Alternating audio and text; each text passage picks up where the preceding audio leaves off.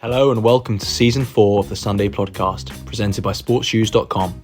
I'm Ollie Lum. And I'm Matt Seddon. This podcast is all about elite distance running in the UK. We're here to give you all the latest news updates around the sport, as well as weekly interviews with athletes and coaches. Stay up to date by following us on Instagram and X at Sunday Podcast. And make sure to subscribe to our YouTube channel too, where we post athlete workout videos, shoe reviews and more. Thanks for listening, and as always, we hope you enjoy the episode. Hello, welcome back to another episode. Just before we get into, I guess, the peak of cross-country season, bringing you some previews of upcoming races. Obviously, Liverpool is just around the corner. We have Phoebe Gill on today to reflect upon a phenomenal track season. Obviously, we'll get into a bit about that episode in a bit, mate. But look, Mansfield last weekend, a few bits of news, New York Marathon as well. Where do you want to start, mate? Well, it's a good question, actually. I mean, just on Phoebe Gill, she did smoke up Mansfield last weekend, and it's starting to beg the question, will she do the Liverpool, cross trials? Like, is she...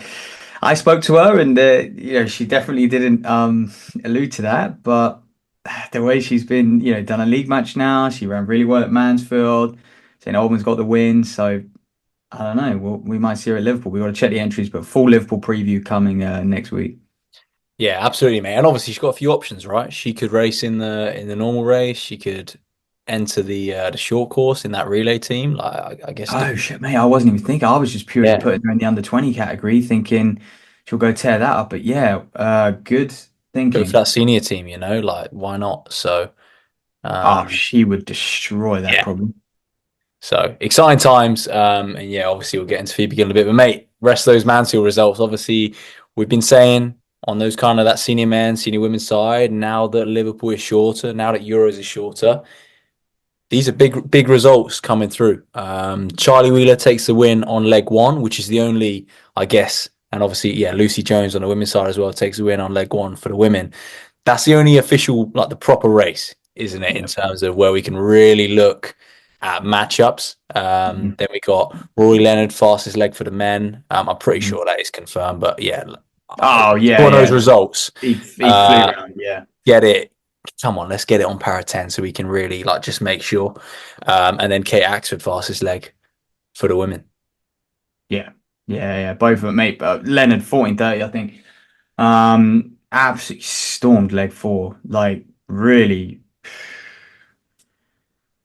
It was pretty impressive, I must say. You kind of look at Mansfield's a funny one, because I remember seeing like Crossy go around and sort of looked at him. I was like, he looks like he's jogging and just eating up his strides so long, but he still had a great leg and ran sub 15 as well. I think he's 14:50-ish, 14:47 or something. But yeah, it's but Leonard did look, when you watch people go around, he was hammering. So clearly these boys and the whole of Team Macau are fit right now.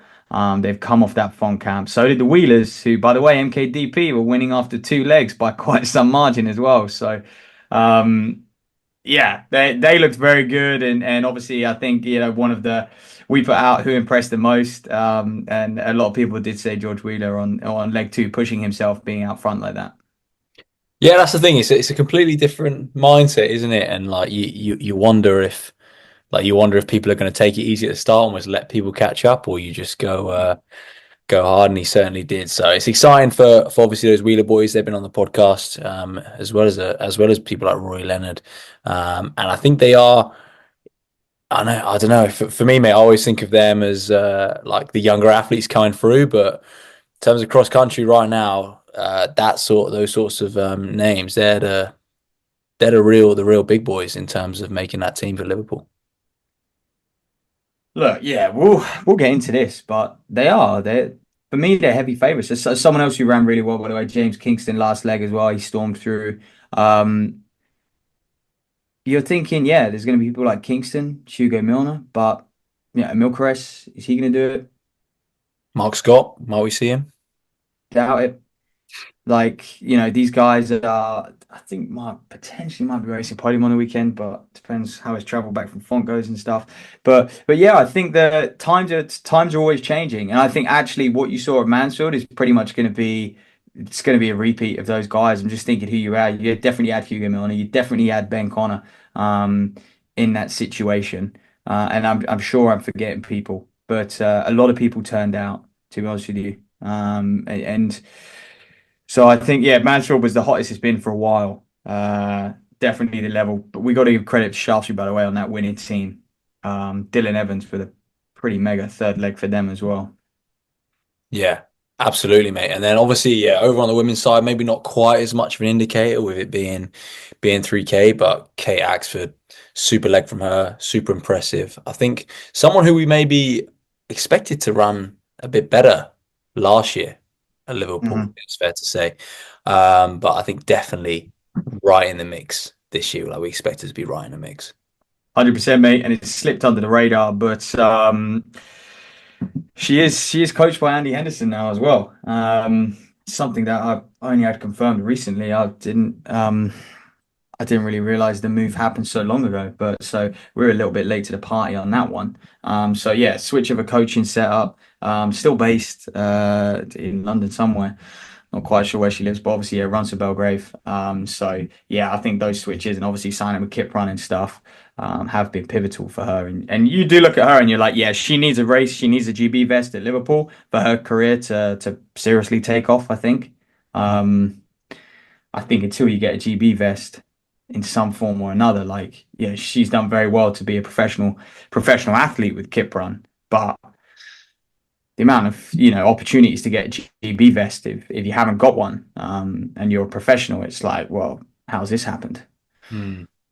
Yeah, yeah. So I think, yeah, we were expecting her to do some good things over on a cross. But yeah, like we say, we'll be back with a full review or full preview, sorry, for Liverpool next weekend, and we'll really get into the nitty gritty of who might make those men's and women's teams on the senior side. But mate, New York Marathon as well went down last weekend. Always a great spectacle, isn't it? It's probably yeah one of the ones that people look to, and it just looks like a bit of a bucket list for a lot of athletes as well. Yeah, it is, and one of the reasons we love it is no bloody paces. So they just, like the men. I think the men went through the halfway in 65 minutes or something. Like really dawdling. Abdi Nagy though with the win after DNF in Paris as well. So that was a big win for him, announcing himself. Evans Chibet as well in Albert Career. But just to give you a bit of context on ages, right? Because I found this interesting. But Abdi Nagy, 35, Evans Chibet, 35. The guy was third, Career was 30, Tamak Tolis, 33, Jeffrey Kamora, 31. Conor Mantz was the next guy in seventh there, and he's 27. But all of these guys over 30, proving that, you really have got quite a number of years, and Kipchoge proved that as well. We kind of knew it already, but I think it bodes well for people like Emil if they can stay healthy. I think that's it. Like you say, if you can stay healthy and you can get what 15, maybe more years of 100+ mile a week, Mhm. then you're gonna go places. And I think that's the requirement these days. Is not just the high mileage, but it's that high mileage over a decade, not just for a year, and definitely not just like 3 or 4 years as well. Yeah. I think that's the times are changing. Yes, you get those crazy Kenyans, Ethiopians who are like 22 and just stepping straight onto the roads and flying. But actually there is a lot of the guys at the top when you look at that average age are 30 and beyond. So as long as you can sustain that training, and sometimes even if you're healthy, it's hard to do just given your setup and your situation and your lifestyle. You got to be earning a living while you're doing it, and that's the difficult part. So Callum Hawkins, by the way, obviously made a comeback, and Johnny Mellor ran a 2:11:22, so that was pretty strong from him.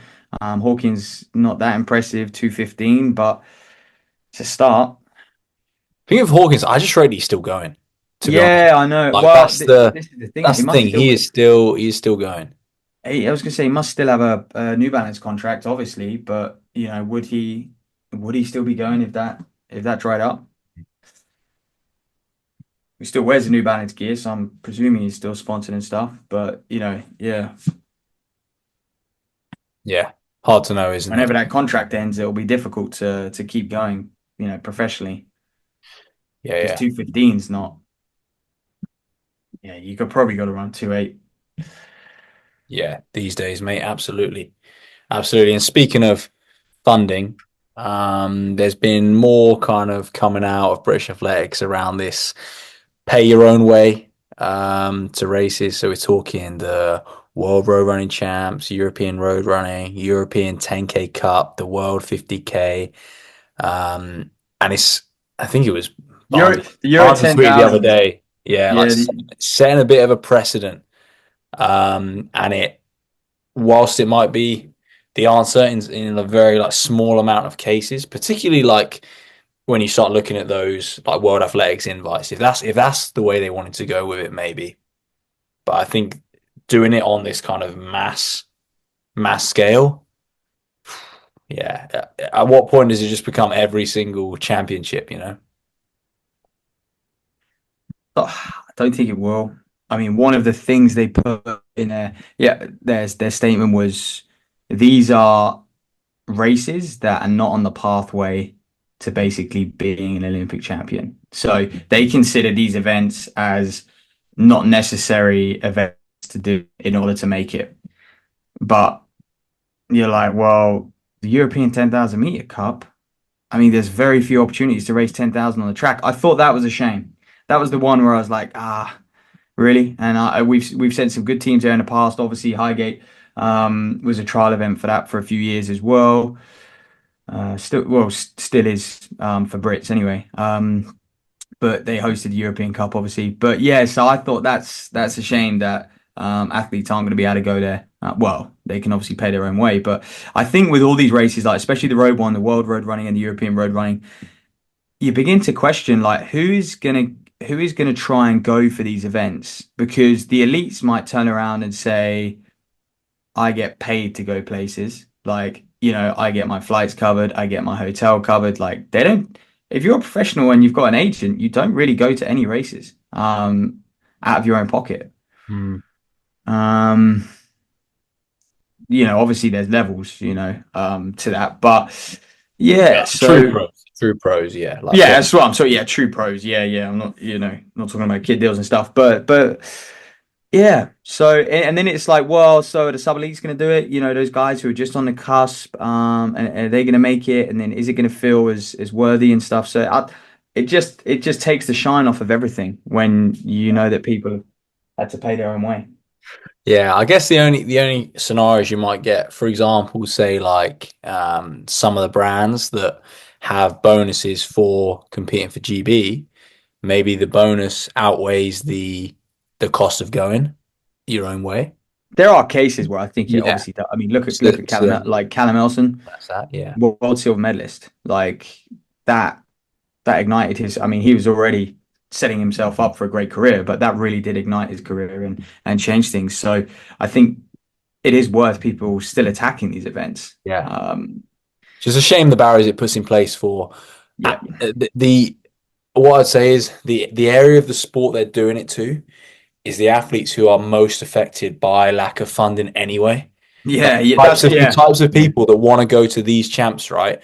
Like you say, probably already they're the ones who don't have contracts and they're the ones who are trying to make the jump to get the contract. So they're the ones that Mhm, are probably working a little bit or trying to live with parents if they have that opportunity to try and train like the pros and race against the pros.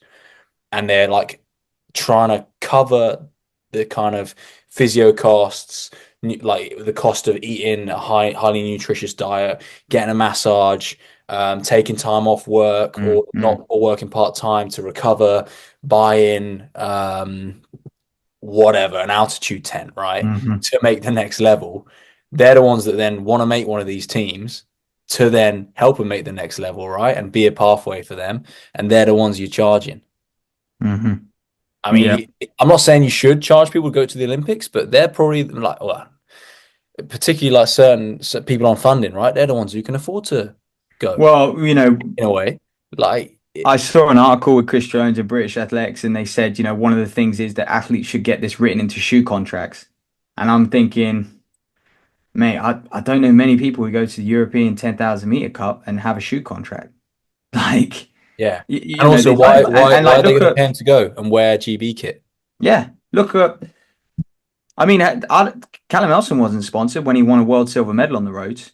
And Mm. so he's not, he can't get that written into a shoe contract. And yet, so again, yeah, professionals, they might, but you're right. Those people who are attacking these events likely probably don't have a sponsor yet. So it gets harder for them. But no, we just thought, obviously, I think we've had that discussion before, but it's worth highlighting that I think a few more were announced onto the list. I definitely didn't think the Euro 10K Cup was, but so I think that has been added. Yeah. Anyway, moving on to some sad news. Highgate will not exist in 2025, the night of tens. Yeah, and like you just mentioned, obviously it's been a bit of a pathway to that Euro 10K Cup. It's also been an event that pretty much everyone up and down the country, I'd say, is pretty unanimous that that's the best event on UK soil. Um, I'm trying to think of another one now. No, Uh, it is the but best. yeah, I think it's fair to say that's the best distance running event on UK soil in the calendar. And yes, a real shame that we're not going to see it. There's been a few rumors flying around about ifs, buts, maybes, and whys. So I guess have a look at those in your own time, and we will try and get some, I guess, concrete information before we start spreading rumors. Is what I'd say. And when if we do get any of that, we will share that, won't we, mate? Yeah, absolutely. I think the only thing it does allow is you're there's going to be a free weekend there now. So yeah, what's going to happen? How's the 2025 track season going to look? Obviously we know that Worlds is 13th to 25th of September, extremely late. Still don't think we have a firm weekend on British Champs yet. I've heard all sorts of rumors that they might change that again. So yeah. So yeah, it's sad, but obviously it will be back and the guys do a fantastic job and it will be missed for 2025.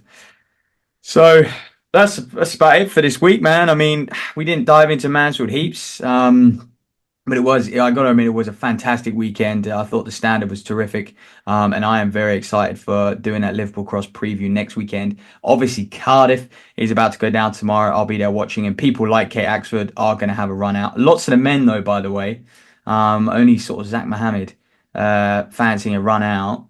Oshan Perrin maybe. He might feature for the senior spots. I doubt it. But yeah, so obviously Zach Mohammed actually, yeah, he's one we should add for the Liverpool team. He's almost a lock, isn't he? But yeah, lots of guys proving not passing up on Cardiff. I think it's just too close. 2 weeks is maybe too much of a turnaround. I think the fact that Mansfield is now more relevant plays into that. Like previously, people might have given Mansfield the miss or used Mansfield and trained through it. And then they feel like they need to run like a 9K, 10K cross pre-Liverpool. But now that Liverpool's not 10K, they're like, well, whereas obviously the women only had an opportunity to run 3K at Mansfield. So, Mm-hmm. or three and a bit K, whatever it was. So Yeah, now they're you like, recover actually, off that, yeah, real quick. and So they need to then stretch the legs, like you say, over races a bit more specific to yeah. Liverpool. So 100%. Little other bits of news. I saw Philip Ingebrigtsen now works for Norwegian Athletics, so he's got a full-time coaching role there. Obviously, that will be to assist Jakob, I'm sure, a bit more. But the media over there did sort of pitch the question. Does that mean he will be having to support Nordas as well? How is that dynamic going to look when he's on the coaching panel or one of the lead coaches of endurance over there? And yes, he's got to help Jakob, but he's also got to help other Norwegians. So it will be interesting to see how that develops. And Robert Farkin and Dylan Jacobs, by the way, moved to OAC Global. So they'll be based out in Boulder under Ritzenheim. yeah, we'll see how that Boulder group progresses. Been a bit of a, I guess, Getting bigger and bigger, man. Honor yeah, just, it's getting like bigger and new bigger. But I think signings every year. yeah, they've, I guess, they seem to have slowed down a little bit, not just like, Well, yeah, I guess they, literally in terms of like the growth, but it was never going to keep going. no, Uh, but like obviously like Kai Robinson is now out there as well. So like all these athletes they sign on nil deals. Like these athletes are like as soon as they finish college, they're like, right, which pro group am I going? Am I going Europe? Am I going global? I guess if you're Australia based, maybe you go to the Australia group, but they're all going to need somewhere to go. So these pro groups are going to be absolutely huge in a few years' time. And you're kind of looking at someone like Ritz and like as amazing of a coach he is, to juggle that many world-class athletes must be extremely difficult. And obviously Jerry Schumacher did it to an extent, but I would say Jerry Schumacher had a few individuals that he was really able to get the best out of. And the others were very, very good athletes, but they would often miss out. Yeah. And And, look at where some of them have gone since, like Woody Kincaid, Grant Fisher, obviously working on a bit more of a one-to-one basis after then, and have really kicked on. yeah, exactly. That's what I'm saying. So if you're an athlete and you have the aspirations to potentially, I mean, obviously like Yared and Goose is, he's top of the tree. Um, and those others coming in, it's a tough job for Ritz, and obviously he's got assistant coaches and stuff. But you presume every single athlete is like, well, I want to be coached by him. I don't want to be a part of this OAC American group if I'm not coached by Ritz, and it starts to get difficult. But then again, like look at sort of Trevor and Jenny Painter and like what they're able to do and deal with some really lots of world class talent. Mm. It'll be interesting to see how that group unfolds because that too is mega. Yeah, absolutely. But yeah, it's exciting. It's exciting for the sport in general because it should puts more high quality athletes into the fold. But yeah, let's get into that Phoebe Gill episode. Obviously, Matt mentioned he sat down with her. Like the fact she is still just 17, after the season she's had is mental to think. Obviously, semi-final in the Olympics, 157. She's the British 800-meter champ as well. Obviously, Keely didn't have to run the trial, so we should note that. But yeah, she's the British champ at 17 years old. What a season she's had. And like you say, mate, we're gonna see her on the cross more and more, hopefully. Potentially, hands down, probably one of my favorite podcasts I've done in quite some time. Like yeah, enjoy listening to it. She is very, very honest. I think that's what hosting a podcast I appreciated the most, and she was happy to talk about kind of meaningful subjects and subjects which would have affected her a lot over the last sort of 6 months. Her world has obviously turned upside down, and it's changed a lot. And she talks about that and her life as well, her relationship with Debbie. It's just honestly, there's not really a topic that we didn't cover. It was fantastic. So, and yeah, 17 years old, you wouldn't believe it listening to that. Yeah. So over to Matt and over to Phoebe, of course. So enjoy this episode, and we'll catch you very soon.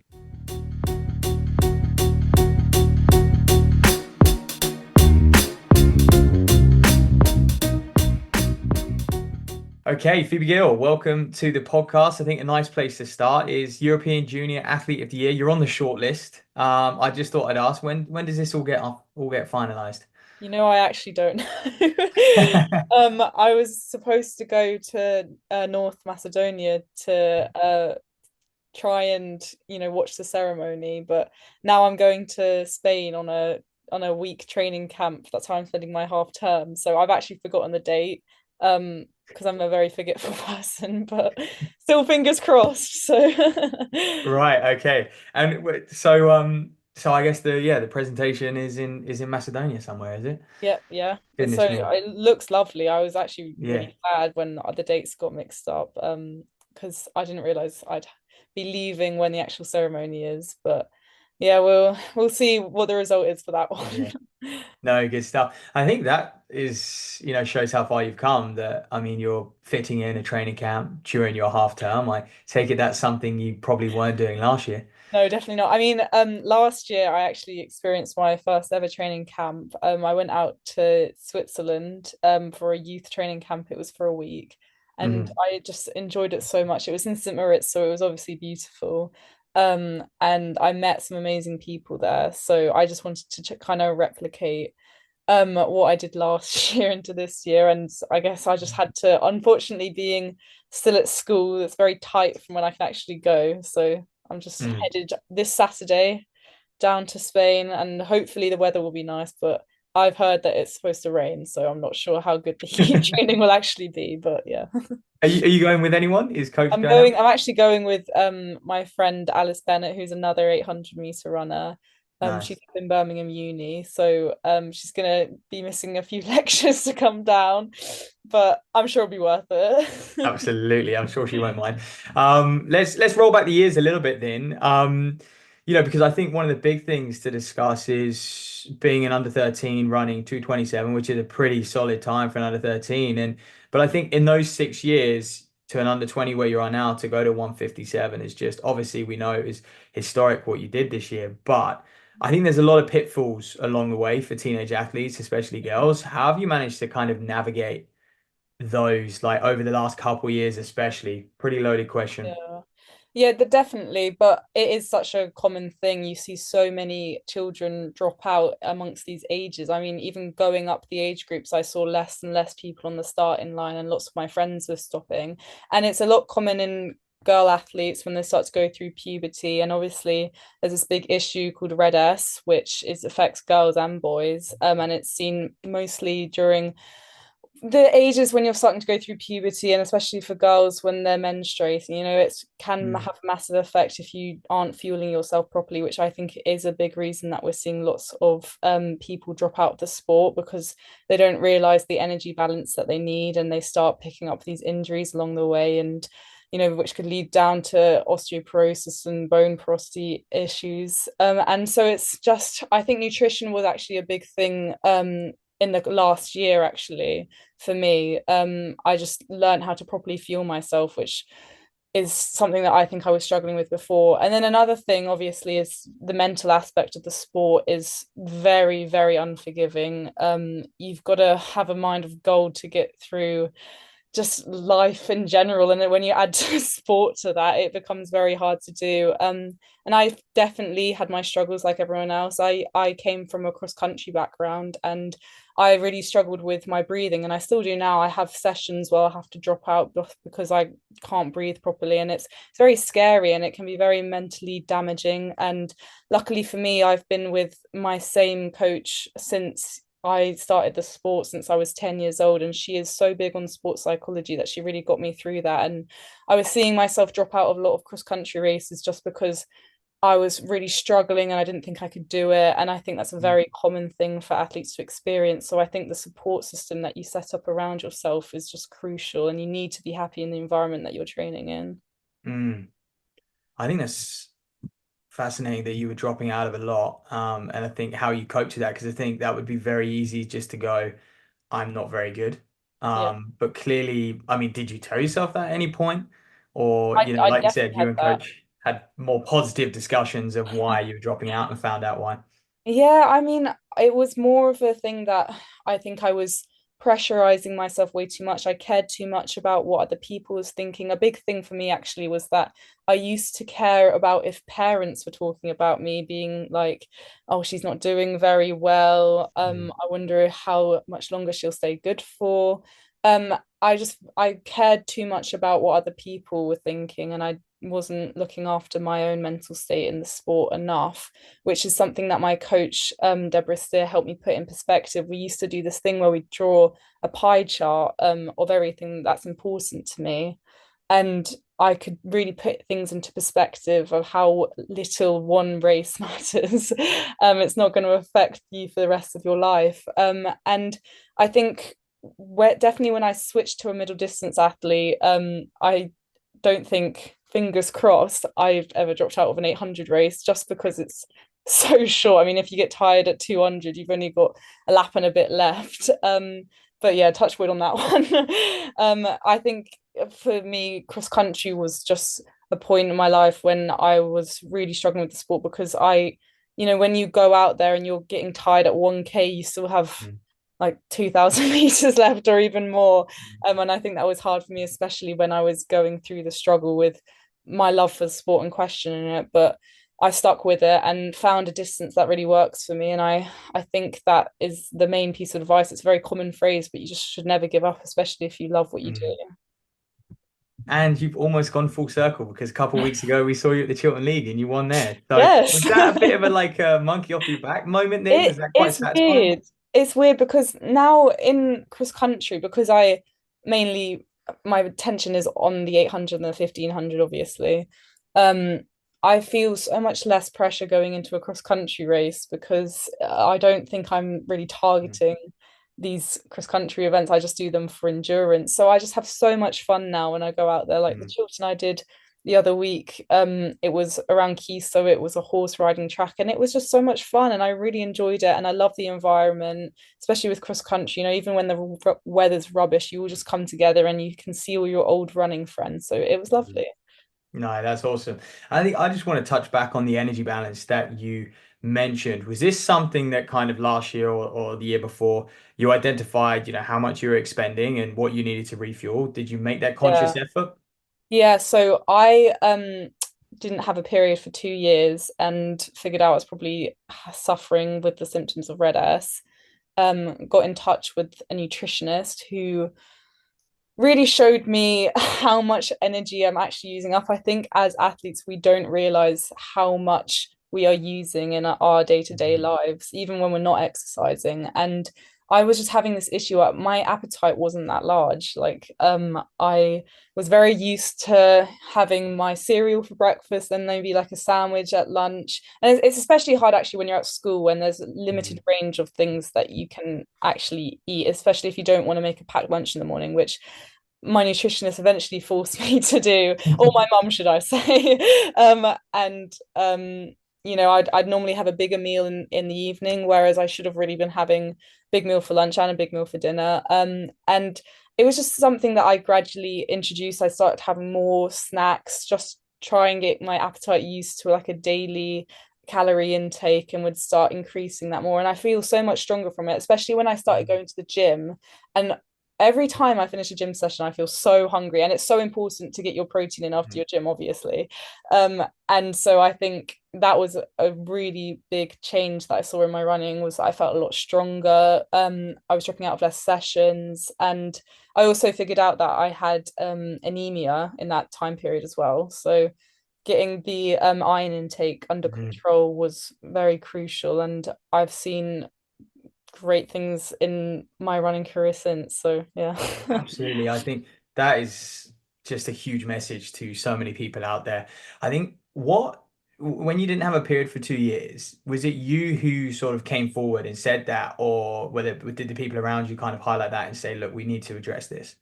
I think my mum was always aware of it because I normally tell her when I have one.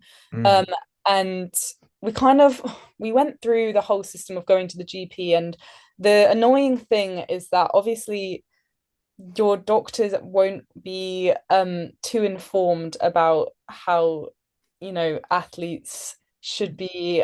And Red-S is a very unknown thing right now. I Mm. would say it's quite under the radar outside of the athletics world.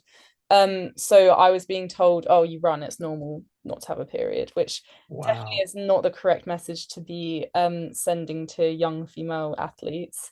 And they were just saying to try and gain more weight, weren't really giving me a correct guideline, which is when I got in early contact with a nutritionist. And looking back on it now, I could see my symptoms. I was looking underweight, I was feeling tired constantly. From my anemia, I was losing hair. Like, it was very common Mm. things that I feel stupid now looking back that I didn't try and do something before, but it's very hard to do something in that moment because you feel used to it and it feels like part of your normal routine. But yeah, that was probably the biggest change that I had to make in my running career, and I'm just so grateful for it. 100%. I think this might be a bit of an awkward question, but would you be comfortable approaching, let's say your training partner or something like that, and you can see those issues there? Would you be comfortable sort of just giving them a nudge? It's hard, because you never want to get in the situation where it could Mm. cause an argument or cause the other person to feel uncomfortable. And for me, I would say I'm a bit of a people pleaser. I always want people to hear the right thing from my mouth. But I definitely had instances where my friends would be running and they'd be telling me these sort of issues that were happening to them, which sounded similar to what I was having. So they weren't having periods and they were feeling more tired and lethargic. And I would maybe just subtly nudge and be at the idea of Red S without calling it Red S. I'd be like, oh yeah, Mm, I'd have a similar thing. I'd just say to maybe search up online, looking nutritionists, maybe look at other athletes. That's the great thing with social media, is that there's so much access out there into what other athletes are experiencing and how they've overcome and tackled this issue, because obviously not everyone has the luxury of being able to go to a nutritionist or can afford one. So that's where I found Instagram really useful as well, to try and I'd not self-diagnose, but identify mm, and familiarize myself with the symptoms I was having. But yeah, it can be very awkward to try and get other people to think the same way, which is why podcasts like these are so useful, so that people mm, try and figure it out when they're just listening, or they've got this in their headphones whilst they're on a run, and they can be like, oh, I kind of relate to that. So mm. Oh, honestly, I already think it's going to be a very, very powerful podcast just from the initial 5 minutes, 10 minutes or so. But I do think you are right. I think it might be a little more relatable from peers to give each other a nudge. I think it's sometimes a hard position for a coach to be in. And then also, parents might not always know. So if peers can help one another, I think that's very useful. So look, let's talk about the last 12 months. Because 201 to 157 in a single season. You've spoken about some of the changes there with, mm. energy balance being a big one. And did the training change at all? It did, yes. I would say that I was put in the fortunate position where I was now, in year 12, so I was in sixth form, and we have freeze now. So normally back in year 11 and GCSE year, where I was running 201, I had a very strict 6 hour schedule with lessons packed, and I couldn't leave school. But when I got into year 12 and I started having more free periods, I was able to leave and go train. So I've started doing double days, which was something that was quite new to me. I increased the amount of times that I went to the gym to try and get that power in, that speed in. And yeah, obviously touched on nutrition, which is a big one. But Mm, yeah, training change, which was hard initially, because obviously it takes it out of you. And when you're trying to adjust to sixth form, you don't want to be constantly leaving in your freeze, because you want to try and, just hang out with your friends or just do your work. And I think I can definitely see that this year is going to be a bit tough, especially because it's exam year. And, that's the priority, just to get that mm, revision time done. Um, and it can be hard to balance that, because I remember in GCSEs, it was a lot of a struggle to revise for like 4 or 5 hours a day and then go out on a run afterwards. But that's just something we'll have to adjust to. Um, so yeah, I think sixth form and having those 3 hours to go train was a big difference. that's interesting. And I suppose the way this season shaped with the World Championships being in September, that might take a little bit of stress off of, Yeah. through that exam period. You won't have to bust out a qualifying time and deal with that sort of stress. I hope so, because it is such a stressful time of the year, the summer, when you're trying to go Mm, after those qualifying times and you've got people watching you, you've got media talking about you.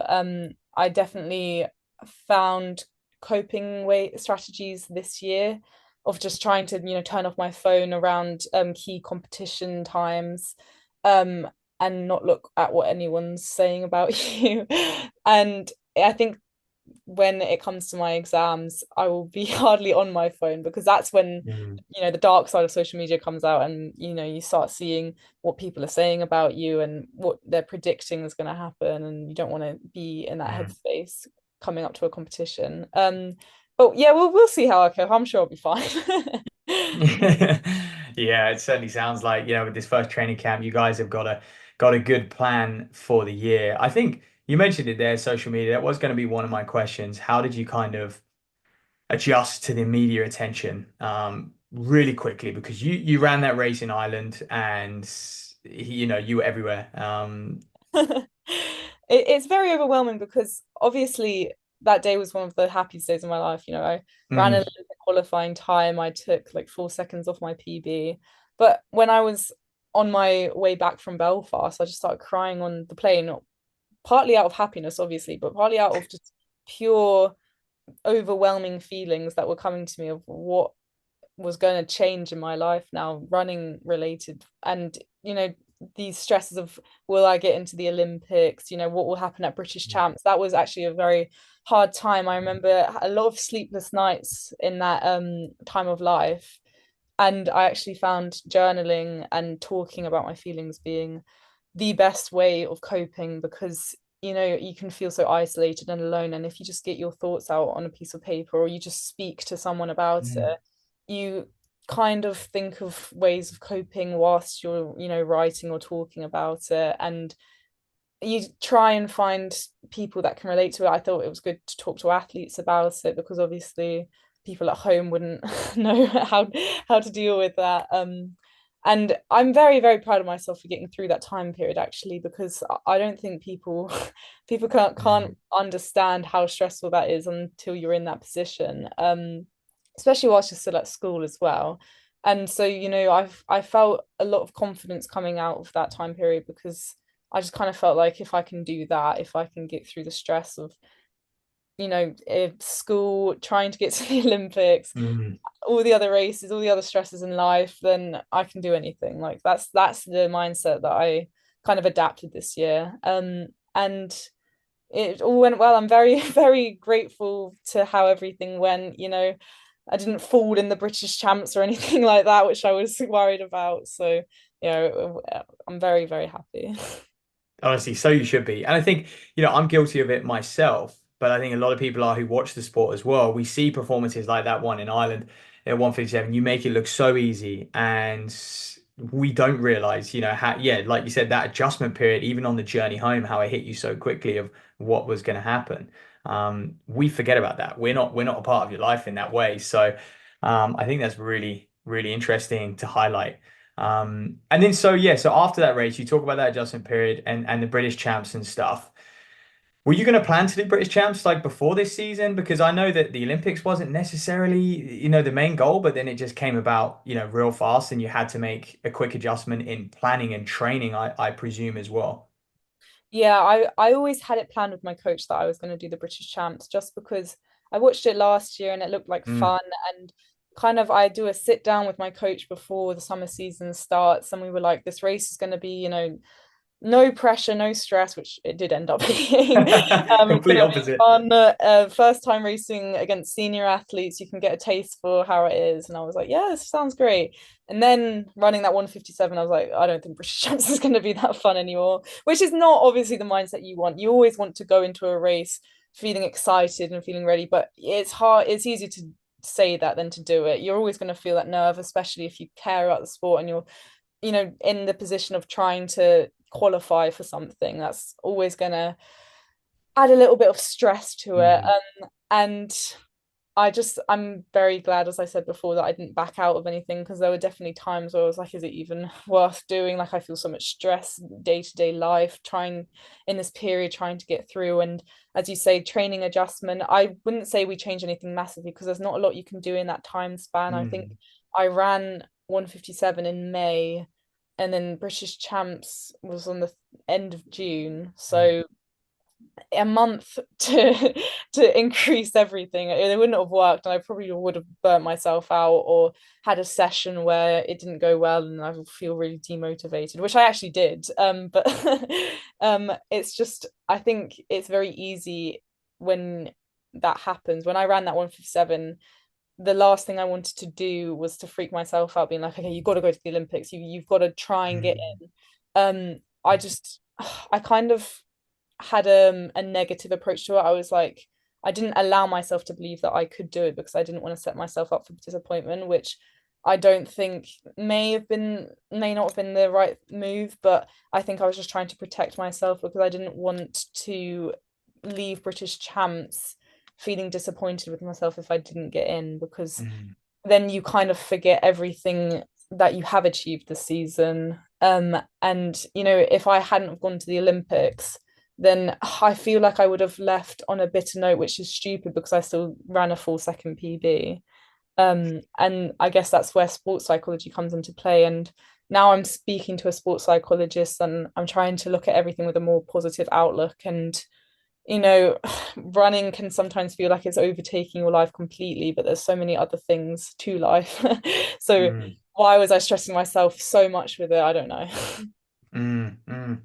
I think you mentioned it earlier about one, journaling, but two, talking to people. Was there anyone in particular you would lean on? Was it just straight up psychologist or I close think friend? for me, I actually initially when I didn't know how to cope with everything that I was feeling, I wasn't really speaking to anyone about it. I would just kind of joke about it with my friends, being like, "Oh yeah, maybe who knows." And then there was one session which I mentioned previously that I didn't go well, and I just it was like what was it? It was 600, 500, 400, 300, 200, 100 at 8 pace. And I took out the six like way too fast. And then I was dying on the five, and then I dropped out on the four, and I was like, I just broke because this was about 2 weeks before British Champs, or a week and a half, and I broke down Mm, to my coach. I was like, I can't do this. Like I don't think I'm fit enough to do this, which was stupid because I just ran 157. But in that moment, I guess all logic goes. And I was literally crying on the track to my coach, and just having someone to finally vent about it all to immediately opened up myself. I made myself open up to my support system, to my family, who they didn't necessarily understand it. They couldn't relate to it because my family aren't sporty people. My coach mm, was never in the position where she was going to the British Champs trying to qualify for the Olympics. But still, it doesn't matter. Like, as long as you say what's on your mind, it can be so relieving, and you feel like you're freeing yourself from a massive burden. So I think, yes, that session wasn't my best, but it was necessary to happen because it finally mm, made me open up about everything that I was feeling. mm. And you went to British Champs and you destroyed it, to be honest. That must have felt good, right? Is it especially beating someone like Riki, who so established over the 800, and you really did dominate. Thank you. Yeah, it was, I would say it was very relieving. It was satisfying.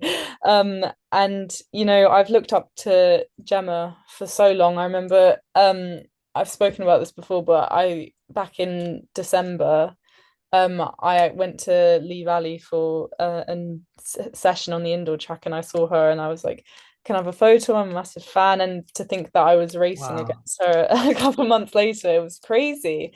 And it's people like her who keep inspiring the younger generation, and people like Mm, I've been inspired by her for so long. Her and Keely, watching them at Tokyo is amazing, and it just makes those moments when you're on the starting line with these senior athletes so much nicer because you're like, wow, you really get a sense of I've made it. Like I'm racing these people that I've watched for so long. Um, mm, and yeah, I think I had been nervous for so long for British Champs that when I was actually walking from the call room to the start line, I got this sense of relief that I was finally racing it, and that I could go to bed that night, no matter what the outcome was, feeling less stressed because I wasn't questioning what would happen and mm. questioning all the different scenarios that could happen in that race. So I felt happy and excited on that line actually. And when I started running, I literally just felt like I was like flying. Like I didn't feel tired. I just felt like I could keep going and going. That's probably the best I've ever felt in a race because of Wow. the amount of adrenaline I had before and the amount of, I think, excitement that I had for it when it came to the start line.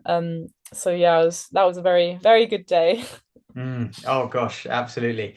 You mentioned Keely and Gemma. Then is it tough to not compare? Because especially in this country, we like you said, we have so many good role models right now. I can imagine it's easy to look at them and go, "Oh, I'm going to try and follow that trajectory." But Yeah. it's everyone's very different, right? Exactly, and it's hard because that's another thing that I felt this season is that I kind of keep forgetting my age, and I compare myself to these elite athletes that they're going out on these training camps, producing these amazing times, and I'm being like, oh, I need to try and get that. I need to train really hard to try and get there, which is stupid because I've everything that I've been doing so far has been working for me. So why should I change it just to try and Mm, compare myself to these women that all have their own different training styles? You're right, we are all so different. So you need to adapt to what works for you.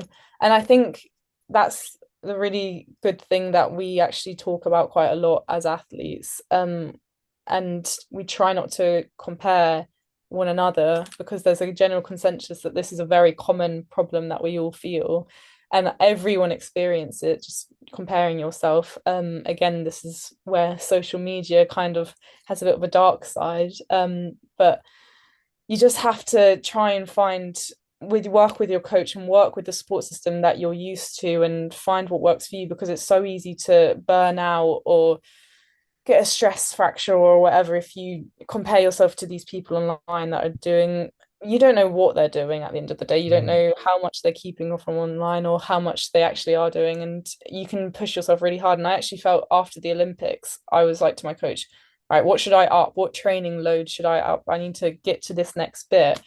And she was like, Phoebe, you're 17. You can't go every season thinking that you're going to add something to your training load because you're going to run out and burn out. And it's true. And I was like, yeah, you're so right. And so I guess that's kind of the approach that we're going into this year, is just keeping everything normal, not changing anything drastically just because I went to the Olympics. You know, what I've been doing is working. So why should I change that? 100%. I think it is very tempting, isn't it, each year to make these big drastic changes. But it's the subtle changes and the consistency that counts. And touch wood, you haven't had any serious injuries or anything like that yet. Yeah, absolutely. I think in all this time in the summer around that British Champs here, I can't remember if you signed with Puma before or just after, but that was just another kind of dimension to it all, wasn't it? Was that relatively stressful? Because I can imagine committing to a brand that young is almost like you're realizing, okay, this is now my career and I have to pursue this for the next X amount of years. And I can imagine that being exciting, but also like, oh wow, here we go. Yeah, definitely. I think I always had it in my mind that I was going to sign, you know, when I was an adult, when I was 18 or 19 or whatever, at uni, had a clear outlook on the rest of my life, knew that I wanted to be an athlete forever or for however long I could be. And then when when I ran that 157, it was kind of like, oh, hang on a second, like we're going through this process now of the Olympic trials and the Olympics, and I felt like it was a good time to sign with someone. I felt like I felt like I had been going through the cycle of getting sent all of these different shoes. Like every young athlete who brands are trying to sign with, they will send shoes to or clothes or whatever. And at this point, I'd racked up so many shoes and clothes. It was very overwhelming. I was trying on all these different shoes, which I think cause some foot issues because you shouldn't be changing your shoes too much, Yeah. especially with new ones. So kind of had to sit down with my coach. I was like, okay, I want some of the brand now because I just felt like if I was going through this process of this Olympic year and this Olympic cycle, that I should be with a brand because of the support, obviously the financial income that it brings with you, which can be a massive asset to your training and, you know, your support system, your strength and conditioning, etc. And yeah, decided Puma was the one to go with. I got an agent, which was just crazy to me because I didn't think I'd be getting one this year. Actually, it's weird just looking back at how I was like last year with my running, and if I could see how everything is now, I'd just be shocked because everything in my athletic life has changed basically. And yeah, I'm very glad with the decision to sign at that point and with who I went with, because obviously it's just another person to add to your support system, and that is what is key to me. It's just having these group of people around you that you can trust and that you can, you know, helps your running career in general. So yeah. And do you still have plans to go to university next year? How has kind of Yeah. signing changed that? Academic has always been my number one priority, because you know you never know what can happen in the sport. You could, I know it sounds dark, but you could lose your legs tomorrow and you never run again. And what you're going to do in that situation? So, yeah, academics has always been my priority. I'm looking at staying in the UK for university, just because I'm used to it. I have a good setup around here. Um, everyone's like, "Are you going to go to America?" And I'm like, I did think about it, but I feel like Mm, if it went wrong, it would be so much effort to come back to the UK. All my family is here.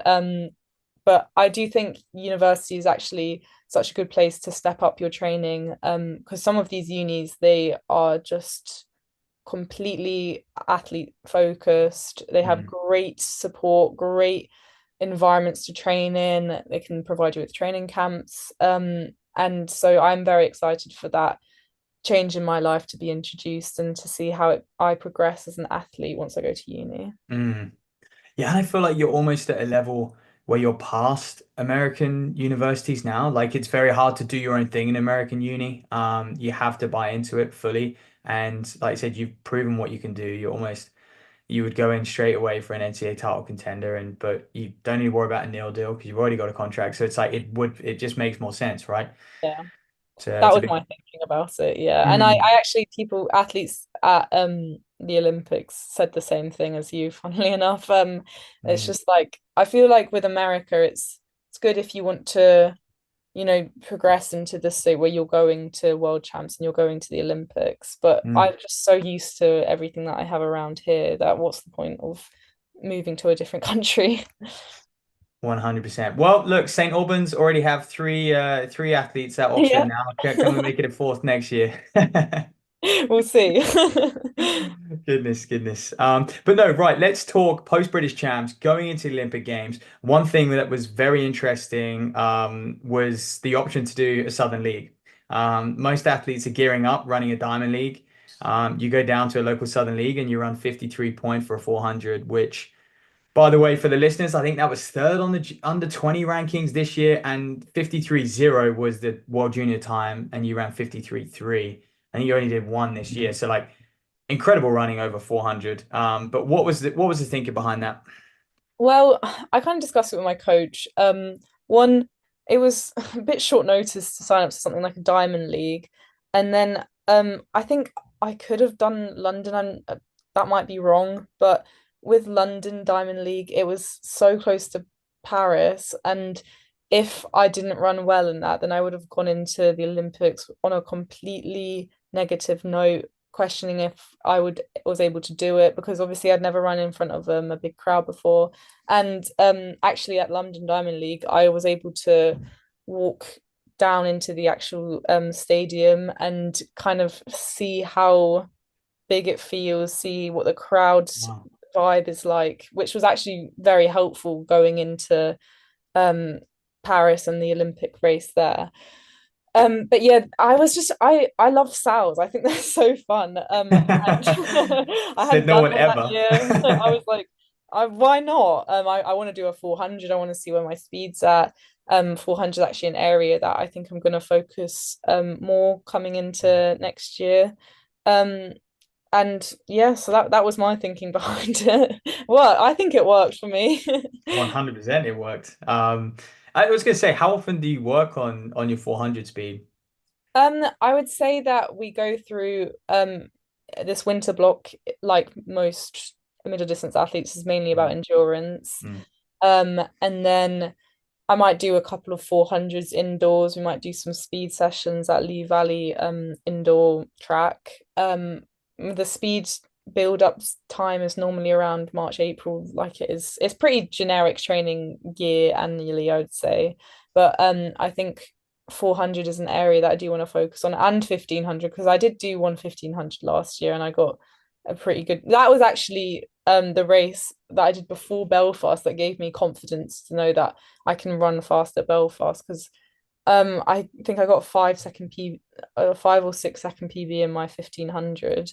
And mm, I was like, okay, I'm in good shape. I can go into Belfast with this knowledge. So those are two areas that obviously are very complementary to 800. You've got the speed there and you've got the endurance there. So yeah, this year I'm looking at doing more 400 indoors potentially, and then maybe starting my season with some 15s and go from there. mm. Awesome. And let's talk about Deborah because your coach and you've already mentioned the great relationship. You've been working with each other for many years. But yeah, how important has she been? And presumably you're going to be looking to stick with her for Yeah. forevermore, I take it. Yeah, she is my rock, and we call her my running mum. Like, she knows me so well at this point. I went to her because my PE teacher in primary school saw that, I could run well. I did some of the, we call them friendly cross countries because I don't know why they call them friendly, trying to take the stress off the children. And he was like, okay, yeah, I think you should go to a running club. So I went to my closest one, which was in St Albans. It was about 20 minutes away. And I met Debs, I call her Debs. I met Debs there, Adrian and Steve, who were two other coaches there that have been amazing during this whole year. And she is just such a passionate woman. And, if you speak to her, she'll know a lot about running psychology. She does these courses in sports mentality, sorry. And she's been so amazing because I'm an athlete that overthinks everything constantly when it comes to running. And obviously you fall down that pit hole of questioning whether or not you're good at it, good enough to finish the session, you're fit enough. And she has been so supportive in getting me through this journey. And we're coming into this both, especially this year, we learn a lot together because she's never been to the Olympics. She hasn't had an athlete that's been to the Olympics. So it was new to both of us and it was quite nice to learn together. And she came down to Paris with me, and I think she she was shocked to see what I was like before an event, because obviously you're going to be very stressed out, and I kind of locked myself in my room when I'm normally quite chatty and bubbly, and I just kind of shut down from her completely, which you'll see with a lot of athletes as it approaches their races. You kind of just want to stay isolated and stay in your room, which maybe isn't the best thing, but it's hard to remain upbeat constantly when you're in that sort of headspace. But yeah, she was so amazing during this Olympic cycle, and just in general, she's probably the main reason that I've stuck with the sport throughout all my horrors and cross country years. And she really helped me find my love for middle distance, because I was really struggling with knowing what event that I was gonna focus on and stick at, because wasn't necessarily enjoying cross country so much, but our kind of training setup is focused around middle to longer distances, so I didn't really know anything about sprinting. So then we just tried out 800 and 1500, and just loved it. And that was all because of her. Honestly, she sounds absolutely crucial, like way Yeah, I'm beyond. very lucky. Yeah. Yeah, way beyond the performance in setting sessions, but just having her there. I mean, does it make it easier that she's a female? Do you feel like you can open up to her a little bit more and Yeah, maybe, show your true emotions a little bit more? yeah, exactly. I think it's nice to have such an caring and understanding coach. Obviously, that's the most important thing, your Mm, support system. If you're not happy with your coach, then you should really be questioning your setup, because they're the person that's, gonna be with you each week, be there at the training, see through many years of stress and whatnot. And with Debs, it was great having a female coach, especially when I was struggling with these lack of periods and mm, all. It was hard to open up to anyone that I feel like, because I was young as well. Don't want to stereotype it, but I would have found it harder to open up to a man because they wouldn't necessarily understand. But with Debs, it was great. And I just, again, on the sports psychology note, she's just so passionate about it that it just really is something that I think is so crucial in the sport. mm, We've kind of, I think most athletes are starting to see that it's more mentality than physicality. We normally do these ratios, and I would say that it's like 75% mental and then 25% physical, which my answers to these ratio questions constantly change because I'm constantly realizing more and more how important mental health is in the sport. I used to say 60-40, but it's gone up. Um, and yeah, that is because of her. And yeah, I'm just very lucky because not a lot of yeah. athletes would have found the coach they want to stick with for the rest of their journey at 10 years old. That's so true. Okay, well let's get to Paris. Rock up at the Olympic Games, go to the training camp. What was that whole experience like? being, I can imagine growing up, you have visions and ideas of what the Olympic Games is. Mm. Did it fulfill? Definitely, I think it over fulfilled. I got to I wasn't at the holding camp because I was a minor and they needed two chaperones, and I think it was too much for them to manage with. So I wasn't at the training camp. And also if I went to the training camp, then I wouldn't really have any days off from school. Well, no, I would have days off from school because I still was, I think they left at like the 20th or something, and I broke up on the 22nd of July, so it didn't work. Right, yeah.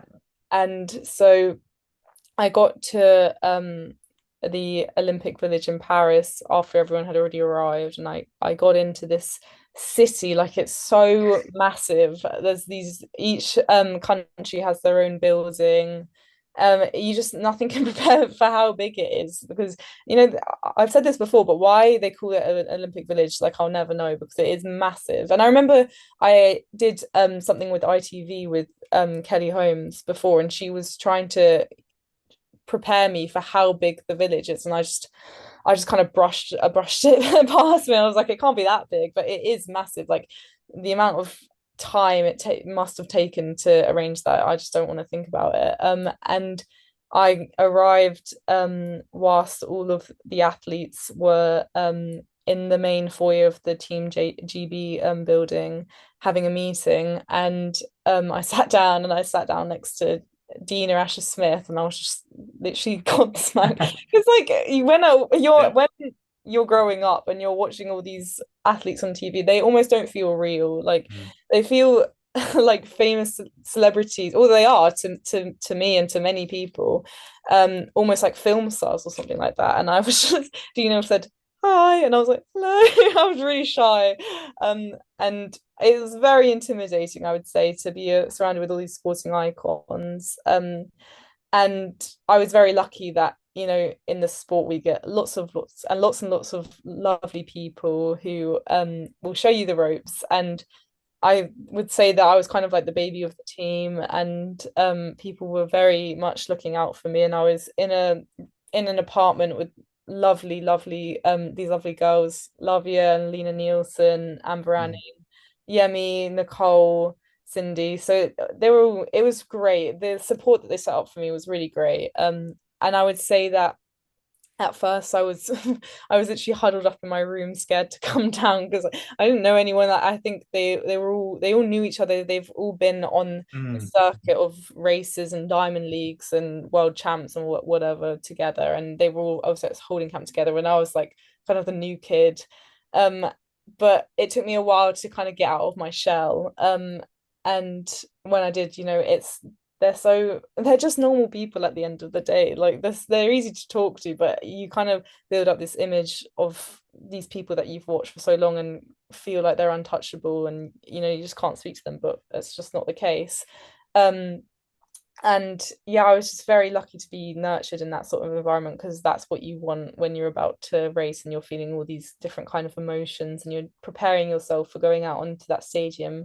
The last thing you want is a ton of mean people and people that you feel like you can't open up to. So I was very lucky in that aspect. 100%. That they sound absolutely awesome. I guess you're very lucky to kind of have those as roomies then in that moment of time. The anxiety you sort of had and the stress around British champs, was that the same for the Olympics, or were you coming in a lot more relaxed? You'd achieved the main goal, and now it was just about having fun, because you performed very well in the Olympics. Just missing out on the final as well. Yeah. I think I definitely was a lot more relaxed going into the Olympics, just because I felt the pressure was off a bit. I think when I was going into British champs, there were all these expectations on me, having run 1:57, that I would make it into the Olympics, when at the end of the day you never know how a race is Mhm. gonna go. Whereas when I was going into the Olympics, I was I think I was like, I can't remember, I was probably 20th fastest or something like that. So And deep. so it was really, I just felt like the hard work was done, and I could really just enjoy this moment of being, you know, finally being able to call myself, I say finally, but being able to also call myself an Olympian is just, it's still crazy to me. And I think the most nerve-wracking part of the Olympics was trying to prepare myself for what it would feel like to run in that atmosphere, in that stadium with all those people watching, rather than caring about the result of the race. Obviously, I had a like any athlete would, you set yourself goals of what you want to achieve out in a competition. And I think going into the Olympics, I just wanted to make through as many rounds as possible. I was so relieved that I made it to the semi-finals, because I feel like if I hadn't made it through, I would have been like, well, why was I even there? Like, what was the point of me going? And I don't wanted to, I kind of wanted to prove myself that I deserved to be on this team. Because I was definitely facing a bit of imposter syndrome going into it, because I wasn't used to this and I didn't know if I was good enough as all these other senior athletes that I've been idolizing for so long, which is a very common feeling. So being able to get through at least one round kind of showed to me that I did deserve to be there, and I had to run 1:58 to get through to there. So it's pretty hard to do. And obviously I was gutted that I didn't make through to the finals. But that moment that I crossed the line for the semis, and I was a fastest loser, and I was taken to the fastest loser bit. I knew that I wouldn't get in because I was the first heat, and I could tell that it was going to be very, very fast times coming. And I just, when I didn't get through, I kind of, everything kind of hit me at once, like all this past year, this past stresses and roller coaster of emotions, it all hit me at once, and I literally just broke down into tears, not because I was sad that I didn't make it to the finals. I just was so overwhelmed by everything, like the atmosphere I was in as well, taking in the crowd and the thousands of people that were all there watching me. And it was just it's a very hard thing to try and describe, and it's even harder to do when you have to go to the media bit right after and talk to all these people and try and find a way of expressing everything that you're feeling whilst you're still thirsty and very hungry. So yeah, very, very overwhelming time, but it was such a happy time for me as well. I think when you cross the line in that sort of stadium, constantly building up to that race, you're blocking out the crowd completely because you don't want them to throw you off. You don't want the loud noise to throw you off. You want to focus on the gun, focus on your race. But once you cross the line, you can take in everything and you can take in everyone. And just being down on that track, looking up at everyone, I just felt like I made it, and everything that I strived to achieve as a younger athlete had happened, and I was just very, very proud of myself. Well, I can't relate, but I wish I could, because it's very inspiring. I want to touch on tactics as well, because you early season you're sort of adopting this aggressive front running tactic, which almost looks like you didn't know what you were doing. Because you would just go off so hard, but you would hold it. And did you speak to, Deborah about potentially having that, adopting that same method at the Olympic Games, adopting, almost trying to rerun what you did in Ireland early season? Well, I think it was it was definitely hard to kind of be that aggressive out in the Olympics, because you've got all these range of athletes that may specialize more 4.8s or 8:15s, or even like 3Ks. So I remember going off at the heats and I was like, oh my gosh, they're going quickly. Like it felt so fast. So I kind of was forced to be in the middle of the pack rather than my usual place, like gunning for for the front of the pack.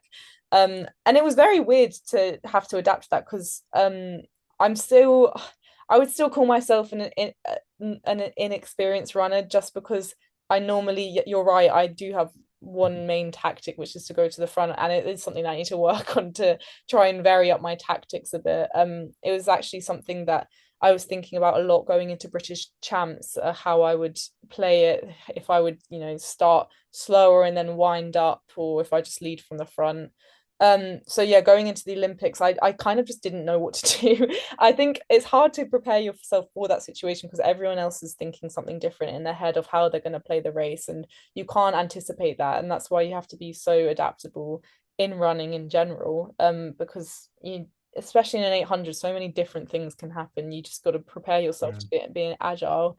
So that's kind of the mindset I was in going into that race. I didn't really have too much of a tactic. I knew I wouldn't be able to front run it completely, because I kind of, Mary Moore, Keely, they have that kick in that last 200. So yeah, I just was.